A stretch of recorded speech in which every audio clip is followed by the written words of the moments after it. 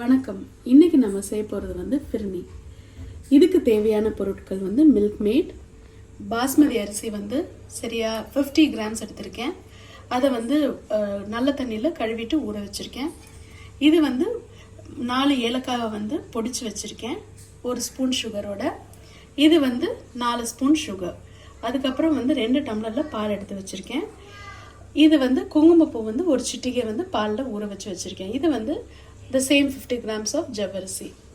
இதுதான் நம்மளுக்கு இன்னைக்கு செய்யறதுக்கு தேவையான பொருட்கள். இப்போ வந்து அடுப்பில் ஒரு பேன் ஒன்று வச்சுட்டு அதில் வந்து இந்த ஊற வச்ச இந்த அரிசியோட தண்ணியை சேர்த்துக்கிறோம்.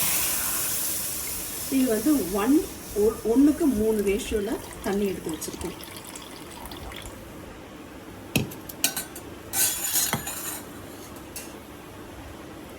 இது வந்து ஒரு பார் பாயில் ஸ்டேஜ் வந்ததுக்கப்புறம் நம்ம முதல்ல ஜவ்வரிசியை போட போகிறோம், அதுக்கப்புறம் பாஸ்மதி ரைஸ். இப்போ இது வந்து பாயிலிங் ஸ்டேஜ் வந்துருச்சு. இப்போ நம்ம இதில் வந்து ஜவ்வரிசி போட போகிறோம். இந்த ஜவ்வரிசி வந்து ஒரு 75% வெந்ததுக்கப்புறம் நம்ம அரிசியை போடுறோம். ஜவ்வரிசி 75% வெந்துருச்சு. இப்போ வந்து பாஸ்மதி ரைஸை அதில் போட்டிருக்கேன். இப்போ பார்த்தீங்கன்னா ரைஸும் ஜவ்வரிசியும் வந்து 90% நல்லா வெந்துருச்சு. இந்த கன்சிஸ்டன்சியில் we are going to add this sugar. 1 2 3 4 கூட ஒரு ஸ்பூன். உங்களுக்கு எவ்வளோ சுகர் வேணுமோ நீங்கள் போட்டுக்கலாம். நான் இதில் சரியாக 5 டேபிள் ஸ்பூன்ஸ் போட்டுருக்கேன். இந்த சுகர் போட்டோடனே நல்லா இலகி வரும், அதனால நான் இப்போ தண்ணி ஊற்றலை. குருணி வந்து நல்ல ஒரு செமி டெக்ஸ்சரில் இருந்துச்சுன்னா உங்களோட டேஸ்ட் ரொம்ப நல்லாயிருக்கும். அதனால் தண்ணி அளவை பார்த்துக்கோங்க.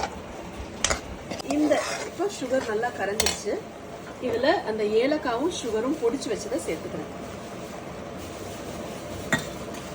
இதில் நீங்கள் சுகரோட ஏலக்காவை வந்து நல்லா பொடி பண்ணிங்கன்னா ஃபைன் டெக்ஸ்சர் உங்களுக்கு கிடைக்கும்.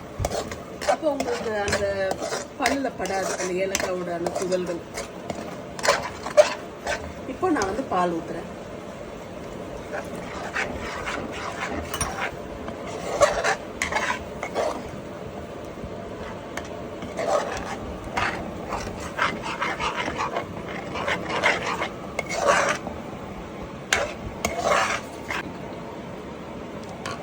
பால் ஊற்றுறேன்.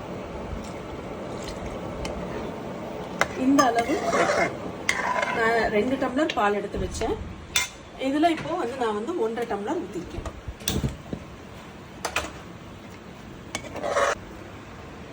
இப்போ நம்ம பாயில் ஆயிடுச்சு. இப்போ நம்ம இதில் குங்குமப்பூ பாலை சேர்க்க போகிறோம். இப்போ இறக்கிறதுக்கு முன்னாடி கொஞ்சமாக மில்க் மேட் ஊற்றி இறக்கிடுங்க. அவ்வளோதான். Now the firni is ready. Thank you.